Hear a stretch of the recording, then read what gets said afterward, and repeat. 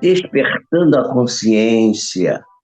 Este é o nosso canal que traz para todos nós a oportunidade de refletirmos sobre temas voltados para a nossa conscientização como seres espirituais, os seres que têm a vida eterna pela frente, voltados também para a compreensão das nossas necessidades de termos principalmente felicidade.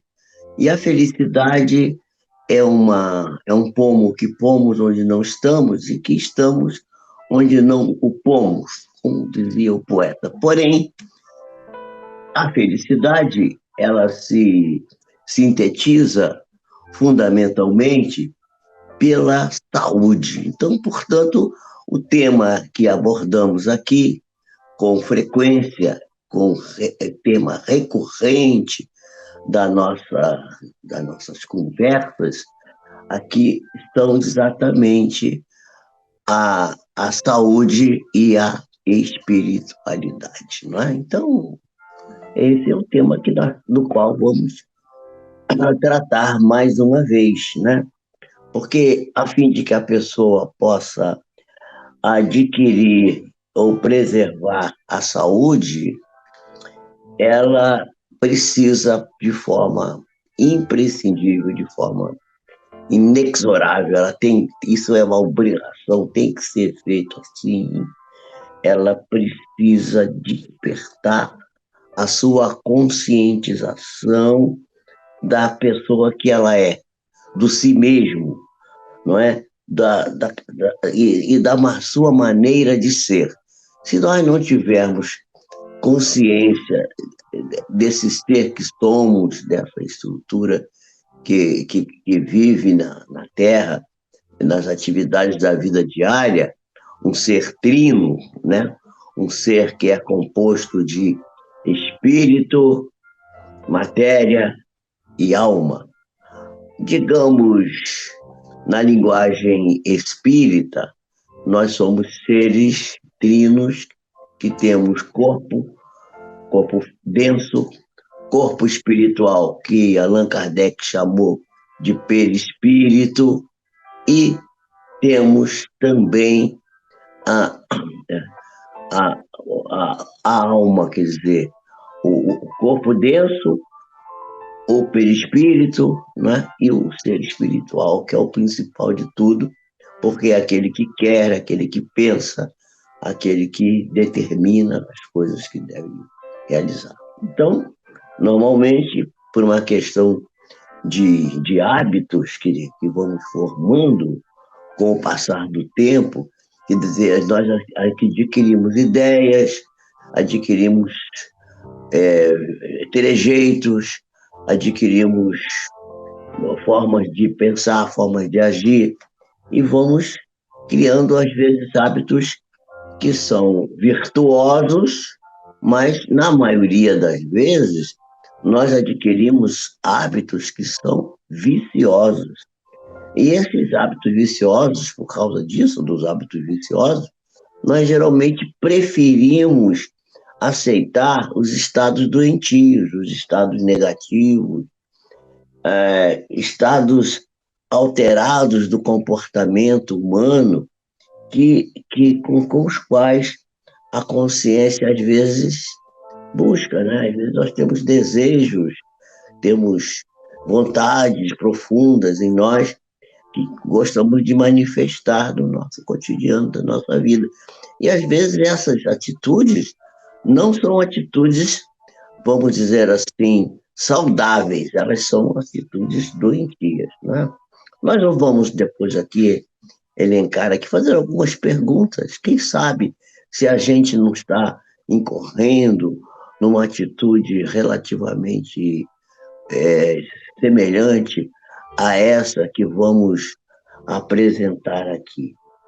Eu não sei quem foi aqui que fez essa brincadeira, colocou o meu chapéu em cima da minha luminária.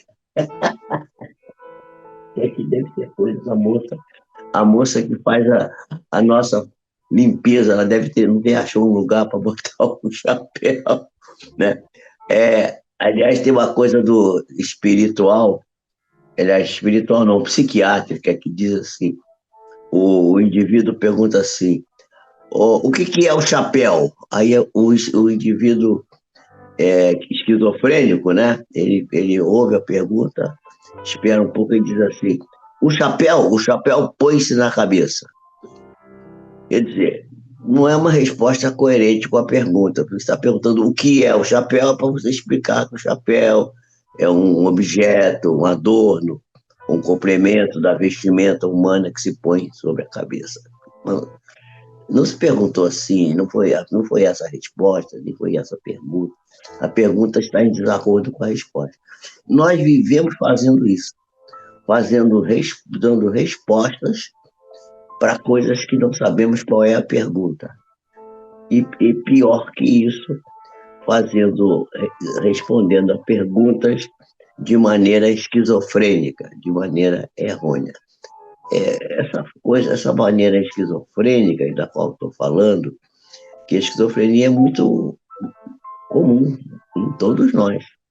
Uns têm pouquinho de nada, outros têm uma quantidade grande. É muito variável e varia também de pessoa para pessoa, de momento para momento. Então, precisamos ter atenção para que a gente não tenha atitudes esquizofrênicas, ou seja, não pense de um jeito e haja de outro jeito diferente. Então, essa questão de estar em harmonia consigo mesmo exprime a saúde. E a desarmonia exprime a doença. A doença é exprimida, quer dizer, se expressa pela questão do desequilíbrio entre o querer, o pensar, o fazer, aquilo que é necessário ser feito e aquilo que a gente às vezes faz até sem querer. Aliás, Paulo de Tarso, na sua sabedoria muito grande, já tinha dito que se ainda faço aquilo que não quero e não faço aquilo que desejo fazer. Tá? Numa das suas epístolas, essa ideia. E aí a pessoa que está com esses hábitos viciosos, dos quais eu estava falando, ela caminha, abre espaço para as doenças, ela se permite ter sentimentos, ter sensações, ter as situações internas nela própria que são relativas até, por exemplo, manifestação de raiva. Ah, não deu certo, então fiquei com raiva, tenho ódio disso. Isso é uma manifestação negativa que abre caminho para a doença. A outra situação, o ciúme. A pessoa ciumenta, que não quer que o seu parceiro, o seu amigo, tenha outra pessoa que ele tenha também carinho, atenção, porque que é exclusividade, é uma atitude, um amor exclusivista, egoísta, né, sem entender que as pessoas têm o direito de ter suas amizades, seus relacionamentos, e, evidentemente, com respeito, com atenção, com boa conduta. E aí, essas atitudes, elas são acessos para variadas enfermidades. Então, temos também a ansiedade, né? Temos também as depressões injustificáveis, porque se a pessoa perdeu uma grande importância, uma grande soma de dinheiro, se a pessoa teve um afeto muito chegado, um parente que faleceu, que desencarnou, que morreu, né? E a pessoa está sentida, é natural que ela se deprima. Perdeu o emprego, perdeu uma oportunidade, qualquer coisa que surgiu na vida pode causar um quadro de depressão. Mas isso é uma coisa que é rapidamente recuperável e que se recupera num período, um mês, 2 meses, 3 meses. Quando começa a passar desse prazo, começa a ser uma depressão injustificável e isso vai levar a uma enfermidade qualquer. Então, a pessoa sempre procura justificar os seus pensamentos. Ah, eu faço isso porque eu não tive aquilo, né? Meu pai dizia muito isso. Ele não dizia que ele era raivoso, mas ele era às vezes raivoso, ele às vezes ficava meio irritado, ficava zangado, desnecessariamente, né? Mas me dizia assim, "É porque eu não tive amor de mãe, não tive carinho de mãe. Vocês são felizes que vocês têm o colo quente da mamãe para se deitar." Quer dizer, ele tinha uma mágoa imensa de não ter conhecido sua mamãezinha, de não ter convivido com a sua mãe. Aliás, já a psicanálise, a psicologia transpessoal, a psicologia de base analítica, as diversas psicologias, até a psicologia neurológica, vai demonstrar que os sofrimentos da era infantil, eles vão se repercutir claramente na idade adulta, provocando situações dolorosas e depressões, síndromes diversas, que podem levar a doenças muito sérias e graves. Então, essa questão dessas ideias, essas ações perniciosas, na qual a pessoa recusa-se a se renovar, ela, ela não aceita transformar a paisagem interna dela, a paisagem mental, numa paisagem alegre, de alegria, de sentimento de felicidade, que basta a gente se sentir que está vivo, que está capaz de sentir a natureza, respirar fundo, ter uma situação de certa tranquilidade, né? Que a gente vai buscar com o esforço pessoal. Eu já falei aqui dos 4 verbos da felicidade: o querer, não é? O poder, o dever e o esperar. Eu vou voltar a falar desses 4 verbos, mas todas essas coisas que eu estou falando agora estão incluídas nesses 4 verbos.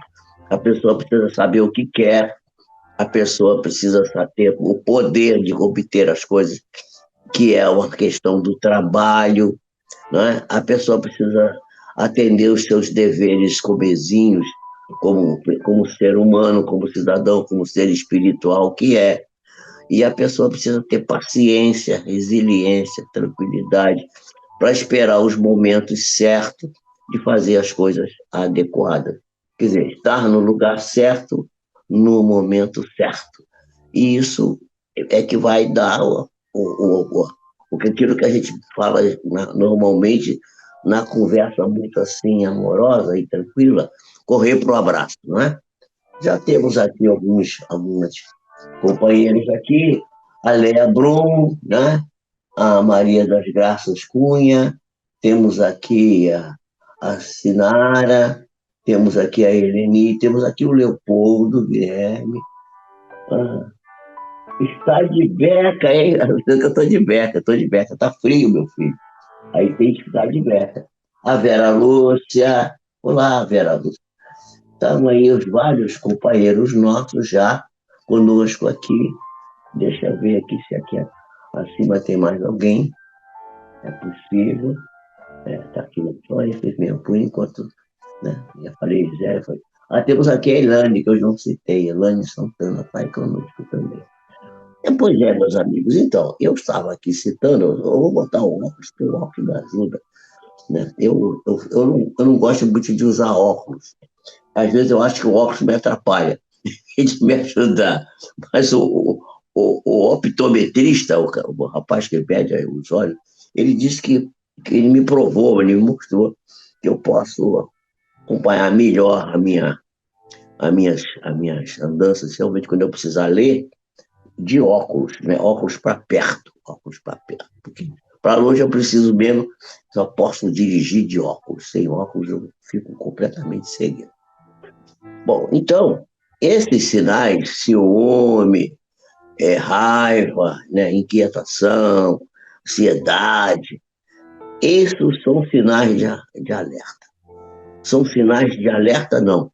São sinais de alarme que a gente tem que prestar atenção, porque isso pode levar a uma coisa muito séria. E nós, geralmente, pedimos desculpas pela situação infeliz que fizemos com alguém, por exemplo. Isso é normal, é saudável. Eu fiz uma coisa que não estava certa. Vou lá pedir dizer para a pessoa, meu amigo, desculpe, eu fiz, eu errei. Eu não devia ter feito assim. Me perdoa, pede desculpa lá à sua filha, que eu tratei ela mal. Eu não estava num momento bom, me perdoa. Todos nós temos essa. Eu estou falando disso que já aconteceu isso comigo. Mas se a pessoa tem a vontade de fazer isso e não consegue pedir perdão, pedir desculpa por ter errado, isso se você faz isso, toma cuidado. Eu queria pedir perdão, mas eu não tenho coragem. Eu não tenho coragem. Há uma passagem do André Luiz, dele já tá no livro Nosso Lar, ele já estava na cidade de Nosso Lar, e ele tinha uma história com um tal de Silveira, que era um cliente do pai dele, e que o pai dele tinha executado na justiça para receber uma determinada importância financeira por um negócio que eles tinham feito.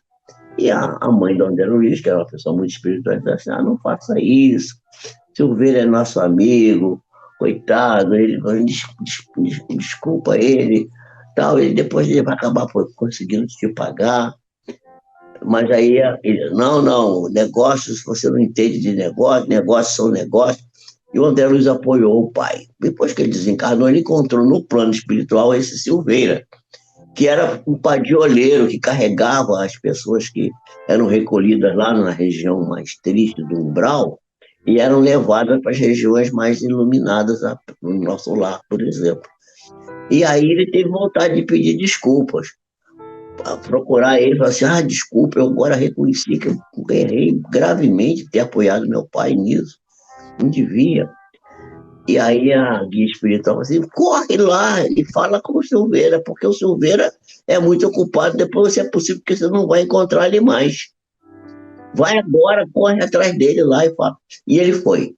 E aí pediu desculpa ao Silveira e tal, e aquilo deu um alívio muito grande para o coração dele. Quer dizer, ele saiu do quadro adoecido para um quadro saudável, né?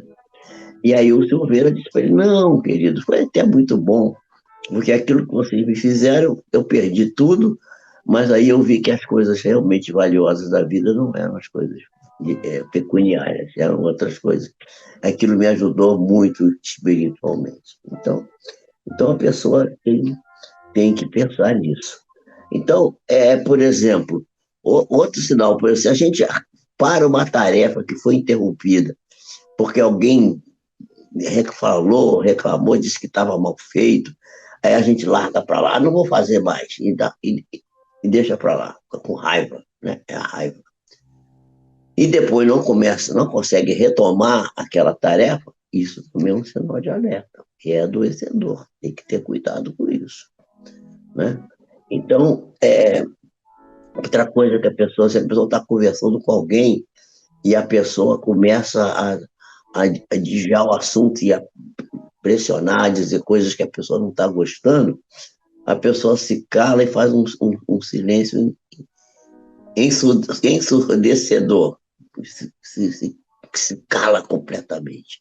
Tudo bem que a gente não deve ficar deblaterando com as pessoas, discutindo, mas pode dizer, tá certo, concordo com você, eu vou pensar melhor sobre isso, sobre o assunto, talvez eu não esteja bem antenado, não concorda totalmente, mas também não discorda e leva com. Mas a pessoa se calar e aí entrar no mutismo fechado e não fala mais nada, é também uma coisa adoecida, que precisa ser cuidada, porque pode levar à doença, né?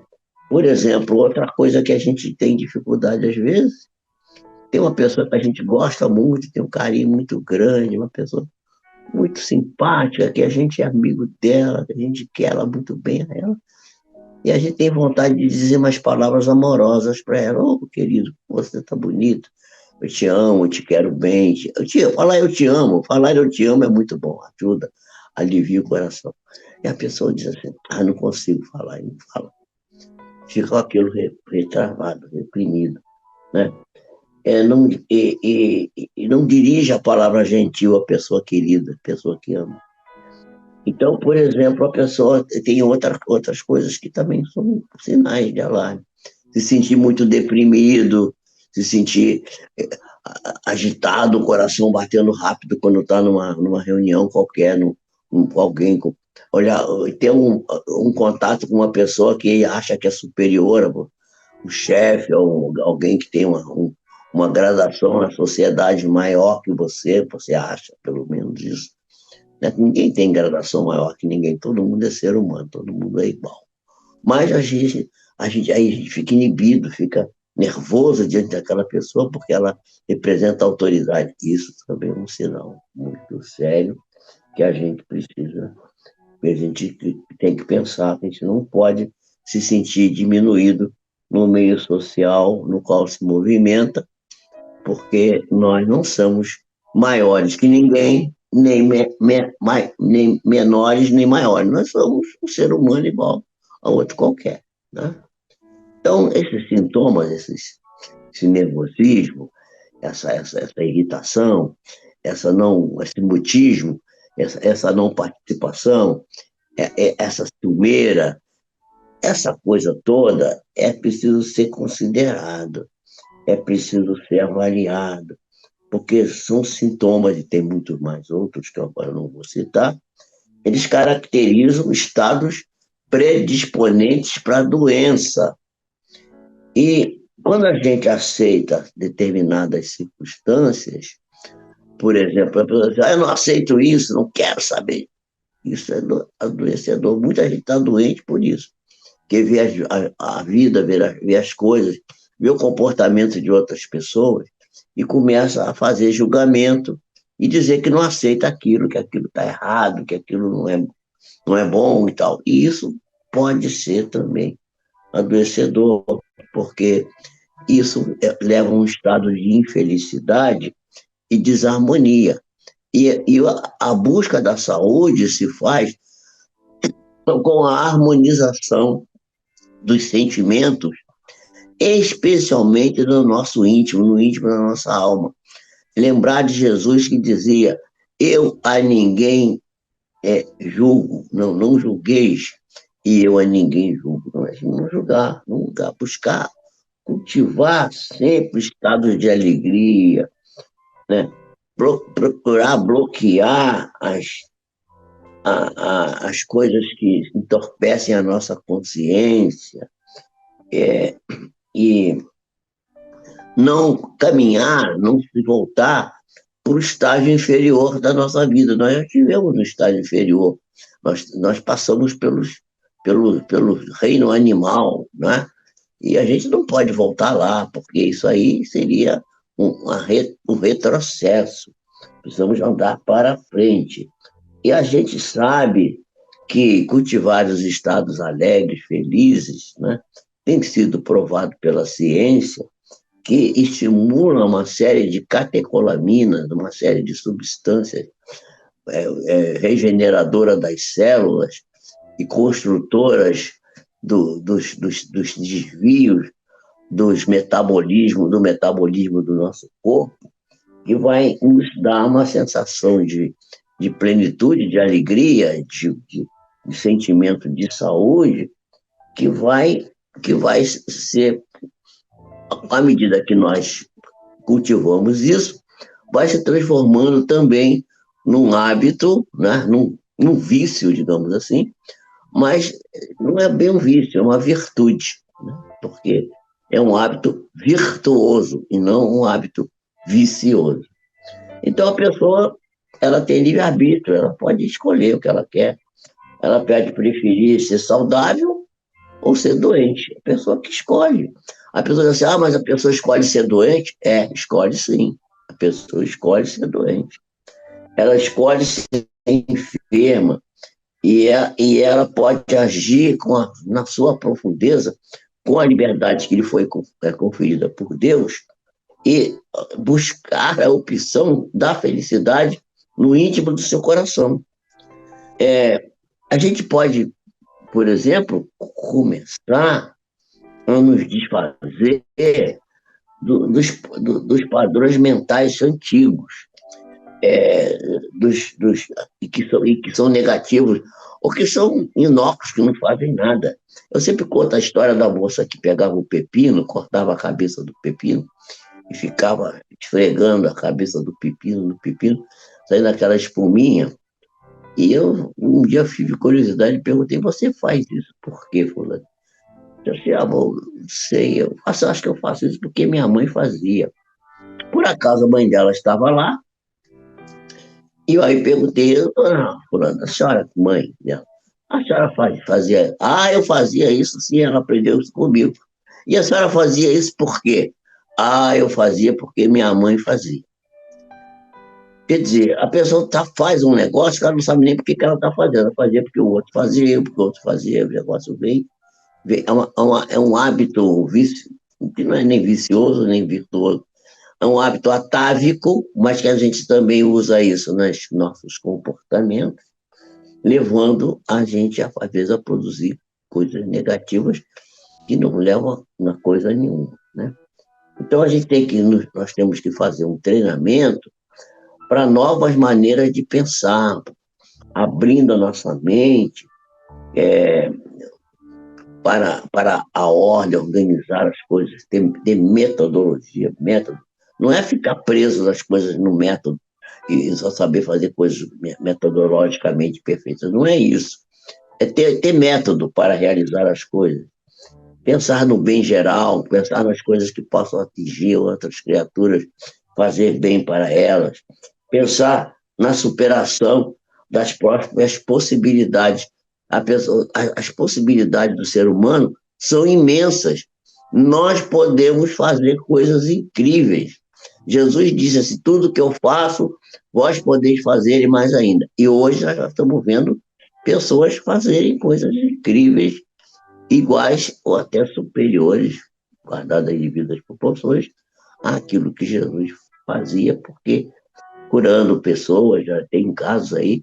Quem quiser estudar sobre isso, leia as experiências e as vivências do grande neurocientista Dr. Joy Dispenza, que está aí no YouTube para quem quiser assistir. Vale a pena, né?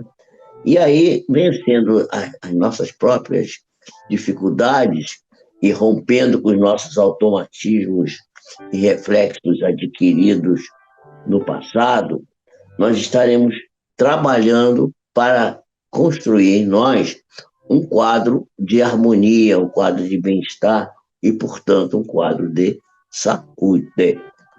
Então, é necessário que a gente assuma o controle da gente mesmo, o controle de si mesmo. É importante isso. O que quer dizer isso? Isso quer dizer que a gente precisa ter conscientização do que é, do que faz, do que pensa. E esse é um estágio superior no qual a emoção conduz à sensação.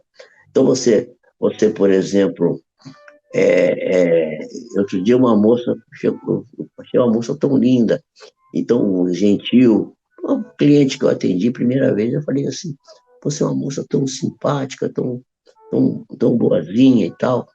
E aí ela me disse o nome dela e eu fiz a associação dela com um ser espiritual muito elevado que tem um nome parecido. Ela disse: mas eu só acho que eu tenho isso. Não acho nada, eu vi você, conversei com você, senti uma emoção. Eu senti aquela emoção e depois, lembrando da moça, lembrei dela, lembrei da história toda, tive de novo aquela emoção. Eu acho que era a presença do guia espiritual dela, perto dela, que influenciava em mim, e me deu uma sensação assim de como se eu quisesse chorar, me deu vontade de chorar. Mas não era um choro de sofrimento, de dor, era um choro de emoção, de alegria. A sensação. Então, a emoção transformando-se em sensação. Quando a gente vai se aperfeiçoando nisso, se cuidando, transformando esses nossos sentimentos egóicos, errôneos em sentimentos elevados, a gente vai se tornando uma pessoa mais emotiva, uma pessoa mais emocional e as sensações também vão melhorando, vão aumentando, né? Então, nós vamos ver que existem infinitas mensagens que circulam na atmosfera e que são captadas por nós. A nossa mente capta uma quantidade enorme de mensagens e a mente transmite para o corpo, produzindo hábitos que vão terminar a ficar arraigados, substituindo aqueles que se responsabilizam pela desarmonia e pela doença. O nosso cérebro ele é capaz de, com seus extraordinários arquivos, o cérebro tem uns arquivos incríveis, né? E está sempre armazenando dados com a capacidade de fixar 10 novos 10 novas ideias, 10 novos pensamentos, 10 novos fatos por segundo. Num segundo, o cérebro é capaz de armazenar 10 novos fatos. E nós podemos fazer, usando o livre-arbítrio, o screening, a escolha daqueles que são positivos, que levam à saúde, e escoimar, afastar, deixar de lado aqueles que são lesivos, que são adoecedores, né? Então, isso pode parecer muito difícil fazer, mas não é. Não é difícil. E se a gente insistir dos pensamentos desgastantes para uma situação agradável, de prazer, de iluminação, a gente vai ver que vai se tornando cada vez mais fácil. Por exemplo, eu evito agora ver filmes com cenas de tortura, de crime, de assassinato, de sangue, de coisas assim dolorosas, porque isso acaba ficando, você acaba fixando na sua mente isso, quer você queira, eu não ligo, isso é um filme, esse é a máquina que faz a inteligência artificial que faz isso, efeitos, não sei o que lá, tá, mas é a imagem, está transmitindo a imagem que é da vida, do cotidiano da vida. Então, a gente tem que ver que realmente pode se tornar muito fácil se a gente insistir. No entanto, toda aprendizagem, né, toda nova coisa que a gente tem que aprender, exige repetição da experiência. E, por exemplo, uma repetição da experiência, eu não assisti esse tipo de coisa, eu não assisto esse gênero, se me pagar, eu não assisto, não quero. Até que a gente consiga fixar na nossa mente, em definitivo, a ideia positiva, né? Por exemplo, quem quiser assistir aqui no YouTube, pode assistir as harmonias. Como é que é, Carlinhos? Fala aí, as harmonias, Carlos vai botar aí no chat. A música espírita, essa música que vocês estão ouvindo aqui no fundo, é desse vídeo que passa, que tem as imagens. As imagens são praias, são florestas, são animais, são coisas lindíssimas. A gente vai vendo aquilo, vai olhando para aquilo, e aquilo vai se incrustando na nossa mente, no nosso eu. A gente sonha com aquilo depois à noite, e aquilo vai fazendo bem para a nossa vida e vai nos levando para as questões que eu acabei de falar aqui, que é a aquisição de valores e padrões novos de felicidade, que vai muito além do simples querer. Ela passa pelos caminhos do conseguir, né? Aquilo dos 4 verbos que eu falei: querer, poder, dever e esperar. Que eu vou falar qualquer dia desse de novo aqui, já falei, mas eu vou falar de novo. Então, a tecnologia tem dado passos gigantescos para nos trazer. Por exemplo, se não fosse a tecnologia, eu não poderia estar agora aqui dialogando, embora monologando, com vocês, né? Eu não teria condição dessa tecnologia da internet. Mas isso começou nos anos 50, com 3 jovens cientistas que descobriram uma coisinha pequenininha chamada transistor. Porque até ali a radiotransmissão era feita com válvulas, que eram umas ampolas de vidro, que transmitiam raios, tinha catodo e anodo, raios catódicos, era como se fosse uma ampola de raio-x miniatura, mais ou menos assim. E aquelas válvulas aqueciam muito. Eu cheguei a ter um automóvel que tinha um rádio com um som maravilhoso, era um rádio a válvula, mas era um horror aquele carro, porque de vez em quando eu ficava com o carro, o rádio era maravilhoso, o som era maravilhoso, mas de vez em quando o carro parava na rua. Por quê? Porque acabava com a bateria.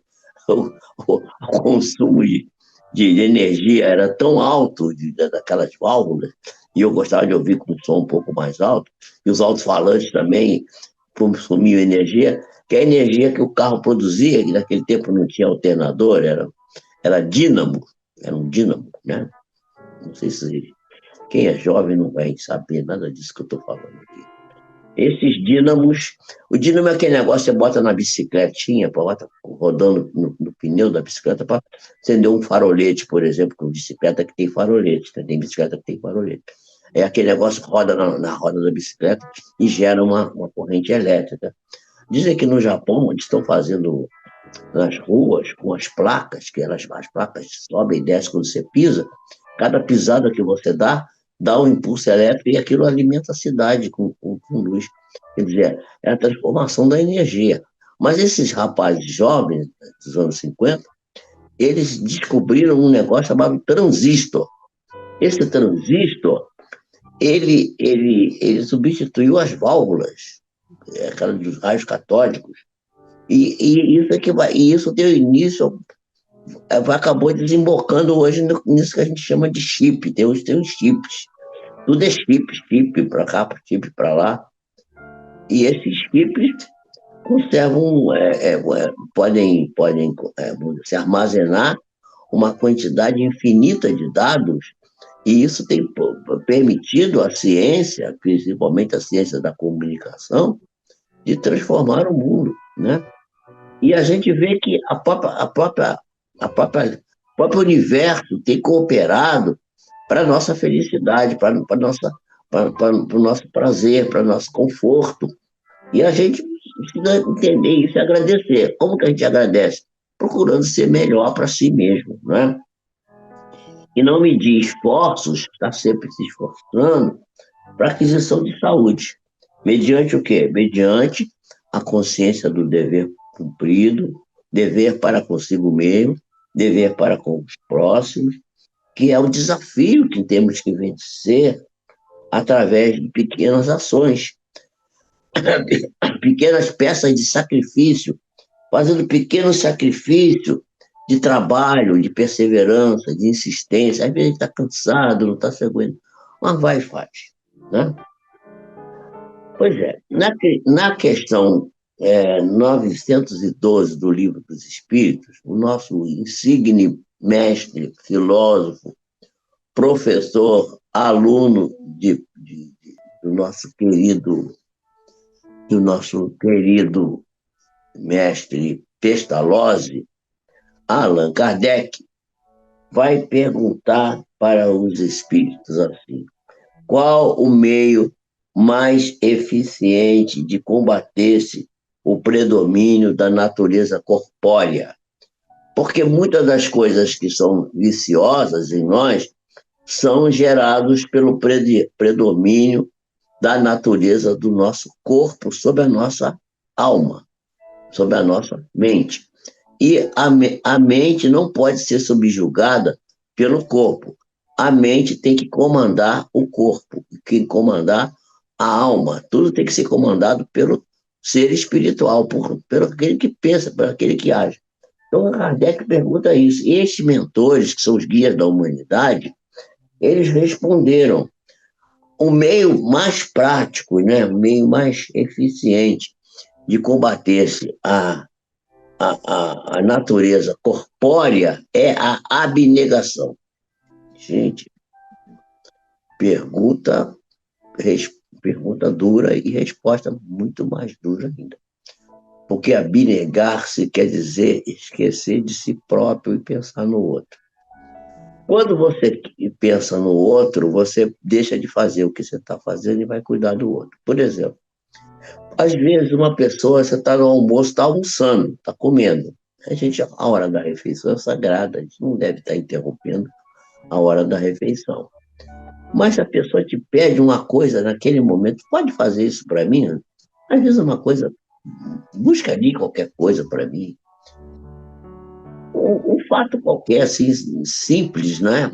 É, deixa eu beber água que está precisando de uma.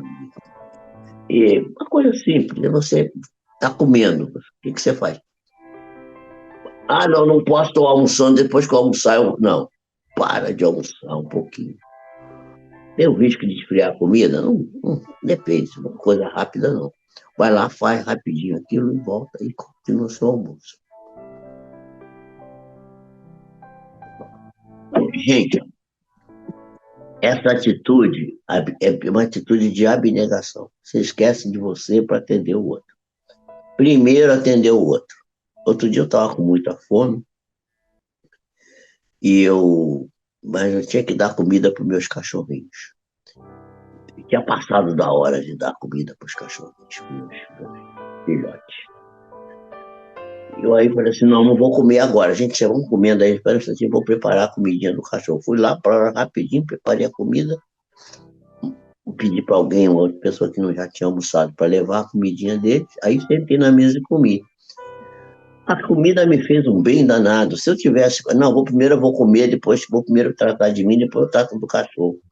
Primeiro vamos cuidei do cachorro. Vamos cuidar primeiro do cachorrinho. Fui primeiro cuidar do cachorrinho, depois eu vim. Então, isso é uma prática da abnegação. Então, esse esforço vai fazer com que a gente desfrute de uma consciência de saúde, de paz, de harmonia interna que vai nos fazer bem. Quando tem mais alguém por aqui, eu não sei, eu acho que não. Deixa eu ver se chegou mais gente aqui. A Ea Brum está falando que no livro Evolução em Dois Mundos, isso é muito bem colocado e explicado. Né? Leopoldo Guilherme.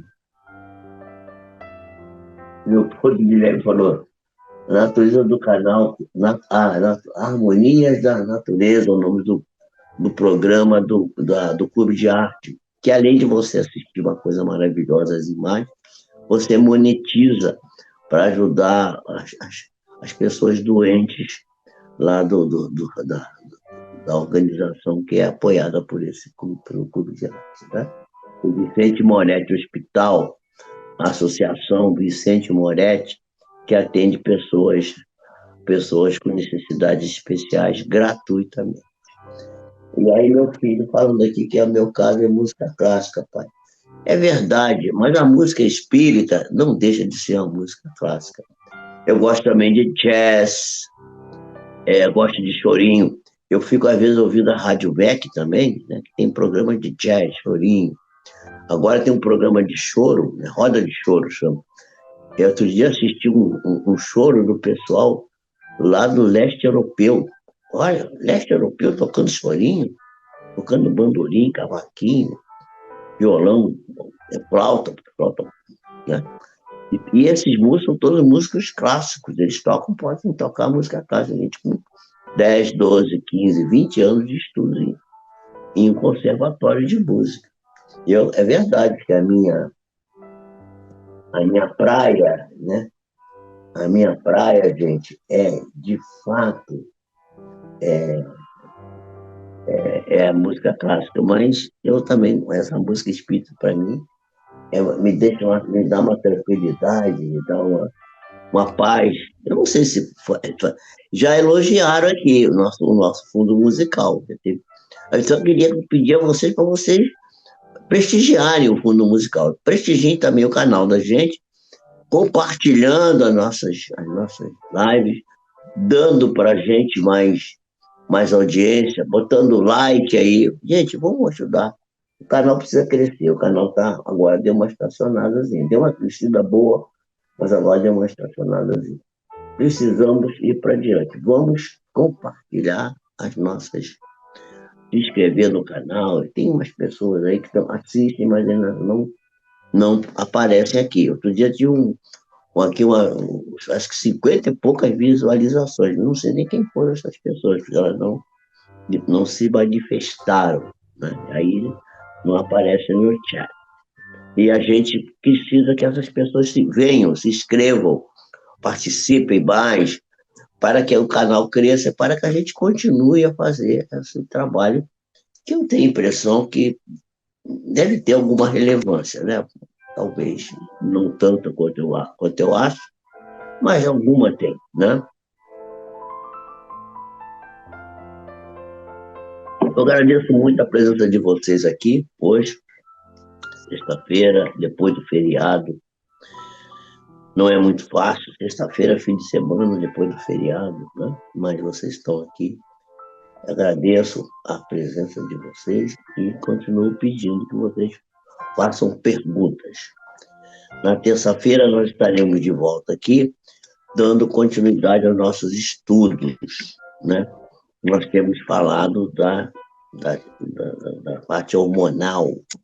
Nós vamos continuar ainda nesse tema na próxima terça-feira e eu espero que vocês possam estar aproveitando e que aquilo que não compreenderem bem podem perguntar. O Carlos tem colocado sempre aí, eu tenho um e-mail onde você pode mandar as perguntas. Ele disse que eu estou bonito mesmo. Não suspeita, casada comigo, esses anos todos me aguenta aqui. Tem que achar que eu sou bonito, senão eu já tinha ido embora e desistido de mim. Boa noite para vocês, fiquem na paz. Esse arrumado aqui que eu estou é para respeitar vocês na sua, no prestígio que vocês me dão aqui. Muito obrigado. Deus abençoe a cada um de nós, que tenhamos um sono tranquilo, reparador, que possamos dar sequência nas nossas vidas, sempre buscando a felicidade e a saúde. Que assim seja. Boa noite.